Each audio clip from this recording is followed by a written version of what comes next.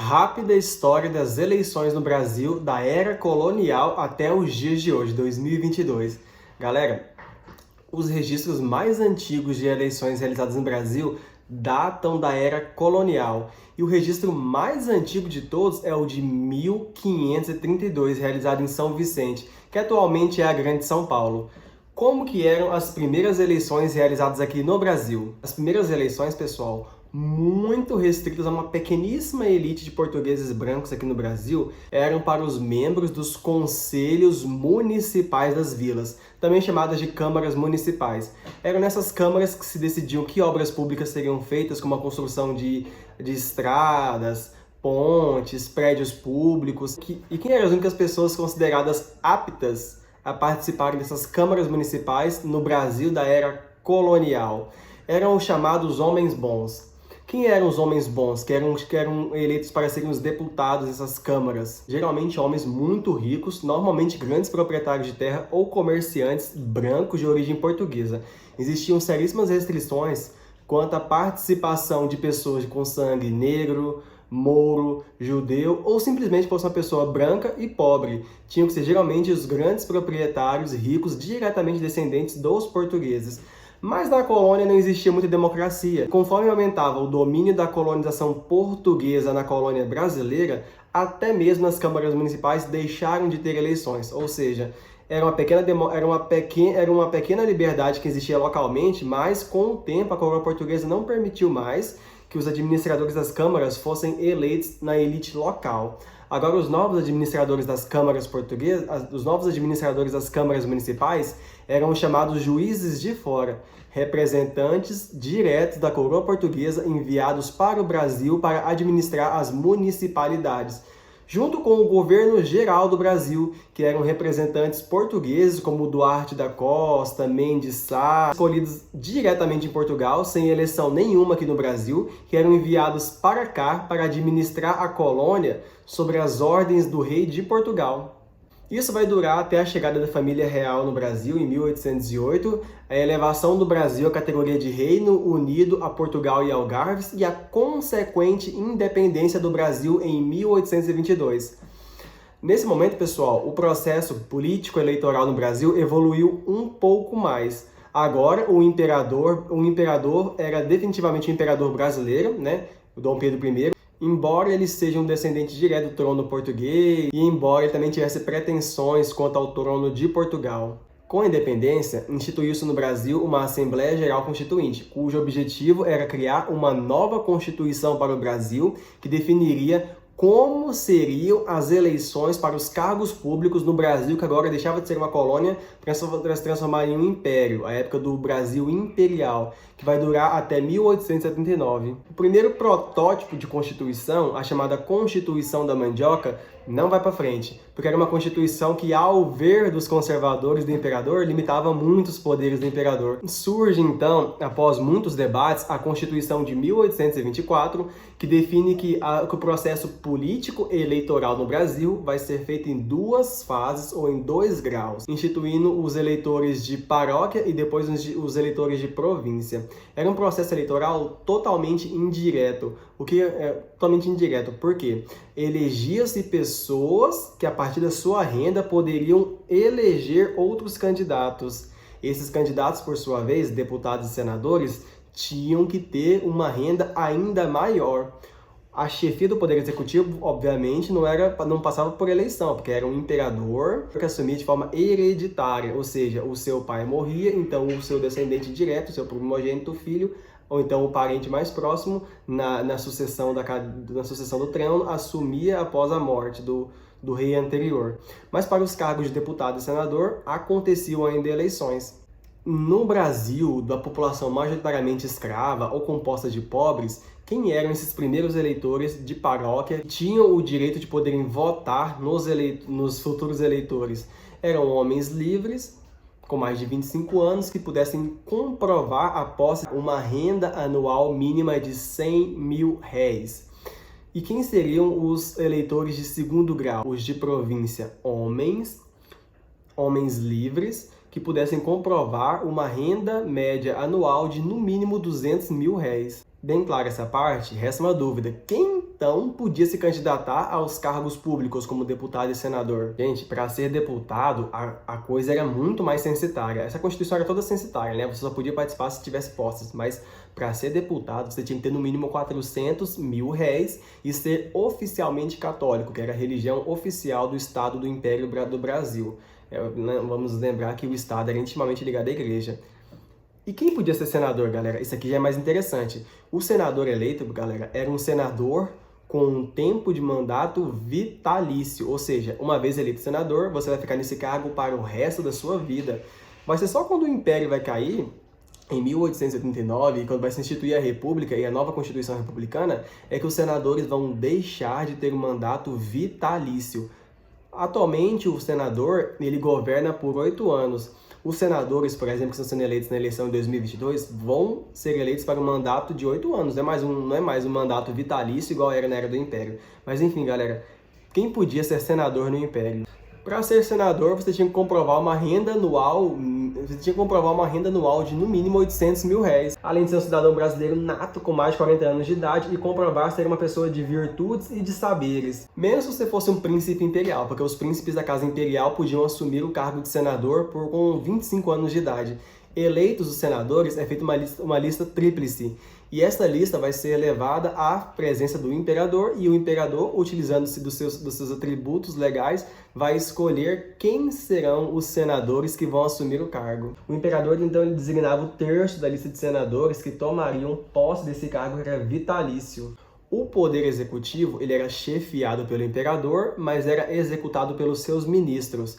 Então agora nós já olhamos o poder legislativo, que é onde estavam os deputados e senadores, o poder executivo, liderado pelo imperador, mas coordenado pelos seus ministros, e então, falta ver o poder judiciário. O judiciário era comandado por juízes vitalícios, mas existia um quarto poder no Brasil, o poder moderador, que ficava apenas com o imperador. Com o quarto poder, o moderador, reservado unicamente para os imperadores, o rei tinha o poder de nomear senadores, sancionar decretos do poder legislativo, prorrogar trabalhos legislativos, dissolver a Câmara dos Deputados, nomear ou demitir os ministros de Estado, suspender magistraturas de magistrados, perdoar penas impostas aos réus e etc. Essa questão de perdoar penas impostas aos réus é uma atribuição que o presidente da República também pode fazer atualmente no Brasil em casos excepcionais. Galera, quase no fim do Império surge a chamada Lei Saraiva, de 1881. Essa lei instituía que o voto passava agora a ser direto. Não tinha mais aquele sistema de voto indireto, de você votar no eleitor que vai votar no candidato. Agora o voto era direto e era secreto. Essa lei também instituía, pessoal, a criação do título de eleitor, que todo mundo usa hoje. No entanto, a coisa não ficou democrática não, galera. Ainda tinha uns critérios censitários pesadíssimos para participar das eleições, o que ainda fazia com que fosse apenas a elite do Império que participasse dos processos eleitorais. O grosso da população, composta por homens negros escravizados, ou por brancos pobres libertos, ou por homens negros libertos, ainda estava destituída da participação no processo eleitoral. O que, na verdade, vai se estender mesmo depois do fim do Império, com a proclamação da República de 1889. Derrubada a monarquia e instituída a República em 15 de novembro de 1889, surge depois a Constituição de 1891, que derrubava algumas das leis eleitorais do Império. Primeiramente, pessoal, o senador não tem mais um cargo vitalício, agora ele é eleito para um período delimitado de tempo, igual aos outros candidatos. O poder moderador deixa de existir, o Estado não está mais ligado à religião, ou seja, o candidato não precisa mais ser oficialmente católico para participar do processo político eleitoral, mas algumas coisas ainda fazem com que o voto seja algo restrito a poucas pessoas no Brasil. Se você é novo aqui no canal, aliás, eu já quero avisar para vocês que nesse momento eu estou fazendo uma série de videoaulas sobre a Primeira República no Brasil. Eu estou contando a história do Brasil através da história de todos os presidentes do Brasil. Eu já contei a história dos 13 primeiros presidentes do Brasil e eu já estou me aproximando da Era Vargas. Então esse vídeo aqui acaba sendo um complemento dessa série de vídeos que eu estou fazendo nesse momento. Se você ainda não viu, eu vou deixar o link da playlist aqui disponível para vocês clicarem, para vocês virem depois que esse vídeo acabar. Mas enfim, voltando ao assunto, galera. Na Primeira República, o voto não era mais secreto, o voto era aberto. Então, todo mundo podia saber em quem todo mundo votou. E tem outras coisas, pessoal. A Primeira República excluía mulheres, militares e analfabetos da política. A exigência de alfabetização para poder votar excluía a maior parte da população do Brasil. Ainda era uma população, pessoal, de uma população majoritariamente rural, que vivia no campo. A grande maioria das pessoas não sabia ler e escrever. Era apenas os poucos letrados, que muitas das vezes viviam na cidade, que sabiam ler e escrever. O historiador José Murilo de Carvalho, por exemplo, no livro Os Bestializados, afirma que no Rio de Janeiro, pelo menos 80% a 90% da população era excluída da política pelo mecanismo do voto. Não podiam votar. Eram poucas pessoas que podiam votar. E essas poucas pessoas que podiam votar, independente se eram pobres, classe média ou ricos, muitas vezes eram manipuladas para votar nos candidatos que os ricos e poderosos mandavam. Por quê, galera? O voto ele era aberto nos municípios e nos estados. Então as elites locais sabiam em quem cada pessoa tinha votado. E através de ameaça, compra de votos, apadrinhamento e outras formas de coerção, os grandes fazendeiros da época, enriquecidos com a exportação de café e outros gêneros alimentícios, que também eram chamados de coronéis, podiam manipular tranquilamente as eleições. Então, durante a maior parte do período da Primeira República no Brasil, que vai de 1879 a 1930, as eleições eram, além de serem restritas a poucas pessoas, eram totalmente fraudadas. Os coronéis sempre tinham o controle de quem era eleito, na grande maior parte das vezes, e os presidentes eleitos, inclusive para o poder executivo, eram presidentes que representavam os interesses dos coronéis mais ricos, principalmente os de São Paulo e os de Minas Gerais, que eram os que tinham mais dinheiro. Então, pessoal, em 1894, Prudente de Moraes, o primeiro presidente civil eleito pelo voto das pessoas, foi eleito no Brasil. Depois do Prudente de Moraes vem Campos Salles, Rodrigues Alves e muitos outros políticos. O último presidente a governar a República Velha vai ser Washington Luiz, mas ao final do seu mandato, a Primeira República Brasileira vai ser derrubada através de um golpe de Estado e o Brasil vai entrar num período ditatorial comandado por Getúlio Vargas, que era apoiado pelas oligarquias dissidentes que não participavam da política no período anterior, pelas elites urbanas e por militares da baixa patente como os tenentes. Iniciava-se o período ditatorial da era Vargas. Vargas, ao chegar ao poder, criou em 1937 uma constituição, pessoal, que drenava o poder do legislativo e do judiciário e concentrava esse poder no executivo. Vargas também, para controlar diretamente todos os estados do Brasil, acabou com as eleições para os governadores dos estados. Agora, o poder executivo central nomeava os governadores dos estados, chamados de interventores. Em Goiás, por exemplo, o interventor de Vargas era o Pedro Ludovico Teixeira. Esses interventores também acabaram com as eleições a nível municipal. As autoridades municipais eram escolhidas por esses interventores de acordo com os interesses do governo central de Vargas. Foi um período muito autoritário que não apenas foi caracterizado pelo fim das liberdades políticas, ou seja, não apenas foi caracterizado pelas pessoas não poderem mais votar nos seus representantes, mas também foi caracterizado pela perseguição aos opositores, a extrema violência para com as pessoas, a censura da mídia e dos meios de comunicação. Porém, a ditadura do Vargas cai em 1945 e a partir daí, pessoal, inicia um novo processo de redemocratização do país em que, teoricamente, as liberdades políticas seriam asseguradas à população brasileira. Apesar, pessoal, na nova república, também chamada de república populista por muitas pessoas, o direito de voto ser novamente assegurado às pessoas e a Constituição afirmar que os chefes do poder executivo a nível federal, estadual e municipal serem escolhidos pelas pessoas, junto com deputados e senadores e outros políticos, ainda eram poucas pessoas no Brasil que podiam votar. Apesar da nova Constituição alargar a possibilidade de quem vai poder participar, dizendo que menores de 21 anos também podem votar, como não podiam antes, e as mulheres também poderem participar da vida política, ela ainda excluiu os analfabetos, ou seja, uma parte muito grande da população. Muitos presidentes famosos na história do Brasil surgiram nesse momento, como Juscelino Kubitschek, dentre outros que não são tão populares assim, como Eurico Gaspar Dutra, entre outros. No entanto, pessoal, a nova e frágil democracia brasileira foi novamente colocada abaixo com o surgimento da ditadura civil empresarial militar, que vai durar de 1964 até 1985. O primeiro movimento estratégico da ditadura foi a ortogação do Ato Institucional número 1, o AI-1. que dava ao Executivo o poder de cassação do mandato de todos os políticos opositores. Apesar do Congresso continuar funcionando com as assembleias legislativas e as câmaras municipais, o poder legislativo estava muito enfraquecido frente ao poder executivo. Os presidentes eram eleitos dentro de eleições indiretas, dentro daquela cúpula dominante da sociedade, e dentro dos quadros do Exército escolheu-se o presidente Castelo Branco para ser o primeiro presidente militar da ditadura militar no Brasil. O Ato Institucional número 2, o AI-2, extinguiu todos os cargos políticos, extinguiu todos os partidos políticos e, para não dizer que era autoritário, permitiu que a oposição se aglutinasse ainda dentro de um pequeno partido que era o MDB, fortemente controlado pela ditadura militar.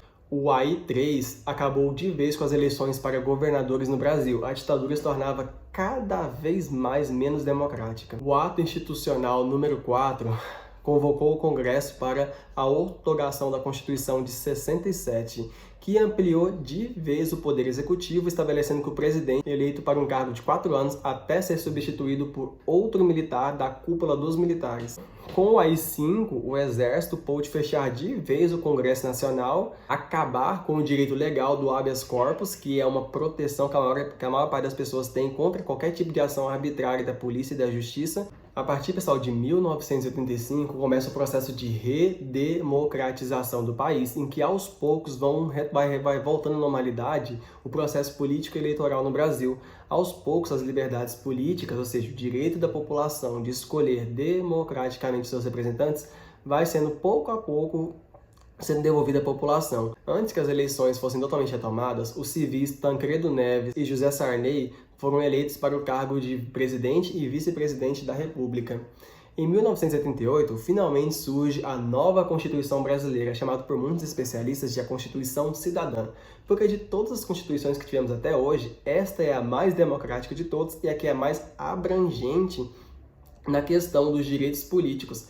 Essa é a primeira Constituição, pessoal, que universaliza totalmente o voto no Brasil, incluindo os analfabetos, que eram excluídos de todas as outras constituições, o que dessa vez faz com que uma grande porcentagem da população possa votar e escolher os seus representantes de forma indireta, ou seja, você vota nos representantes que vão representar os seus interesses nos cargos políticos. E em 1989, nas eleições presidenciais, muitos nomes conhecidos entre nós participaram da corrida eleitoral. De Ulisses Guimarães, Leonel Brizola, até o conhecido Luiz Inácio Lula da Silva, do Partido dos Trabalhadores, que inclusive é um dos partidos que surge durante a ditadura militar, lá na época das greves do ABC Paulista. Mas enfim, pessoal, nessas primeiras eleições, quem é eleito é o famigerado presidente Collor. Curiosamente, nosso primeiro presidente eleito, depois do período de redemocratização, também tem seu mandato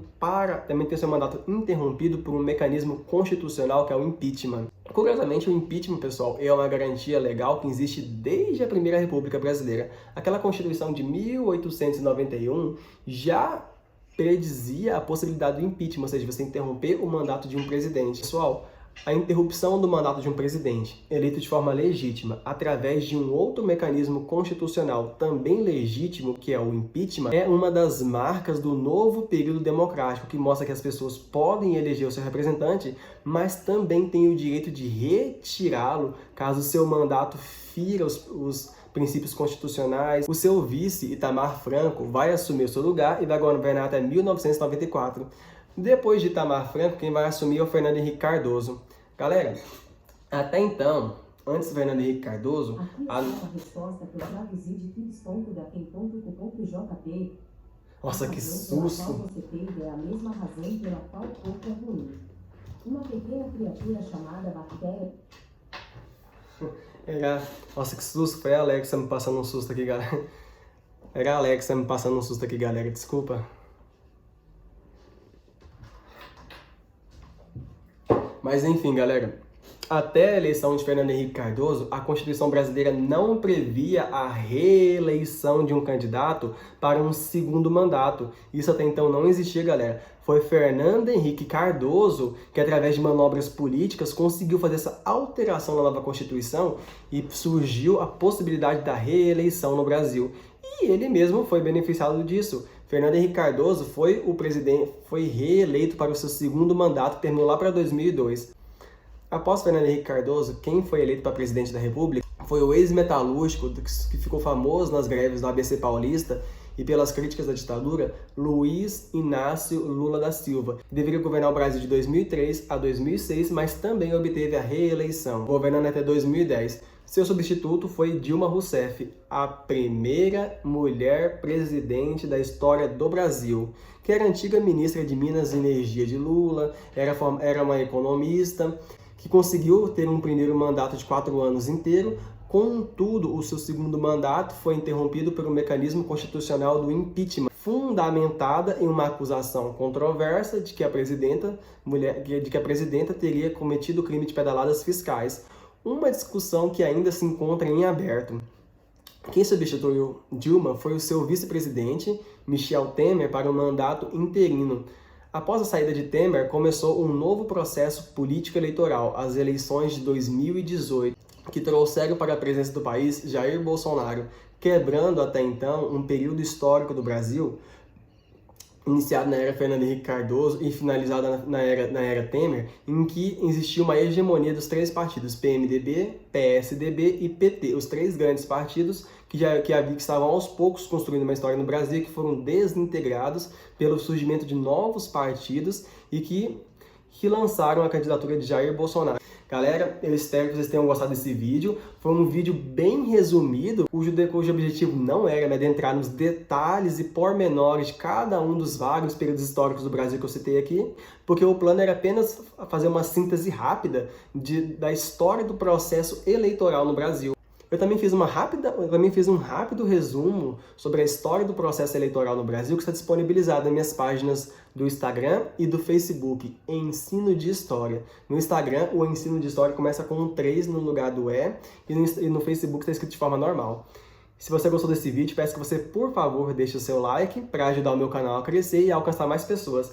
Cada um dos vídeos que eu faço aqui demanda um tempo muito grande de pesquisa, roteirização e edição, até que ele seja publicado aqui para vocês. Espero que esse vídeo tenha contribuído em alguma coisa para a sua formação, ainda mais nesse momento do final de 2022, em que as eleições se encaminharam para o segundo turno e que ninguém sabe quem vai ganhar. O Luiz Inácio Lula da Silva, ex-presidente do Brasil, ou Jair Bolsonaro, que também é o ex-presidente do Brasil. 2 propostas completamente diferentes de governo e que até então ninguém sabe quem vai ganhar. Enfim, galera, eu espero que vocês tenham gostado. Deixe o seu like. Até a próxima e valeu!